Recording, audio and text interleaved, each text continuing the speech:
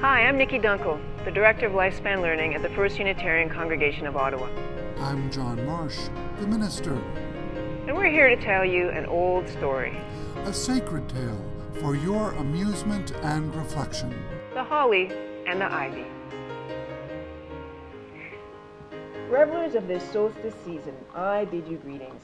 I, the King of Holly, come to tell you a wondrous story of battle and intrigue, romance and royal splendor. It is the story of how I, armed with only the sharp points of my green leaves, my red berries, and my quick wit, prevailed against the creeping, clinging, suffocating ivy.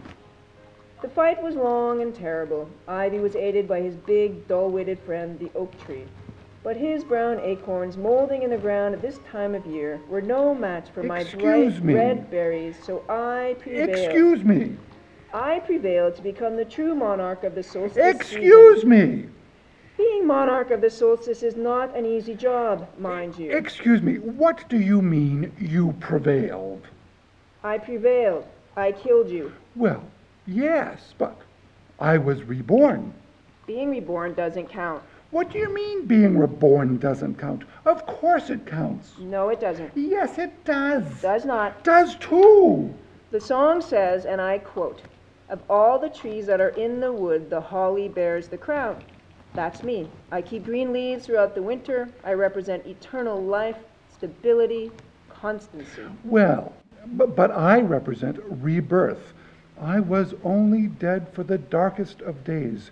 It was very exciting. And then, with the return of spring, I came back, with the sun crowning my head, and me stronger than ever. Eternal life is okay in its own boring way, I suppose, but death and rebirth, now there is true drama, true pageantry. Oh, death, where is thy sting? Where, grave, thy victory? Where is the end of this nonsense? It is I who am king, king of this season. I, with my bright red berries, red the color of blood, of excitement, passion, and romance. You know, I have often wondered, how is it that some holly trees have red berries, but others do not?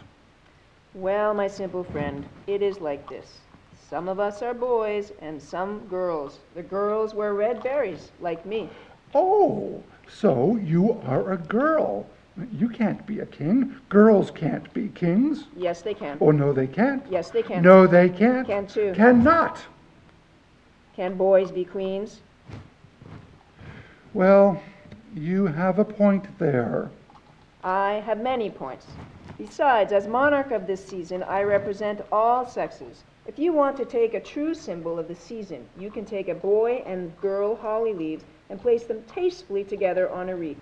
The round wreath represents the wheel of life, the steady, round, orderly progression of the seasons. There is nothing stately or orderly about it, I tell you. It's a jungle out there, and we vine types know it. A wreath of ivy is more true to the season. I feel it. A winter chill coming on. It's happening. I'm dying.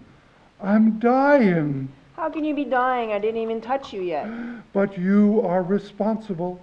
Each man kills the thing he loves. By each let this be heard. Some do it with a bitter look, some with a flattering word.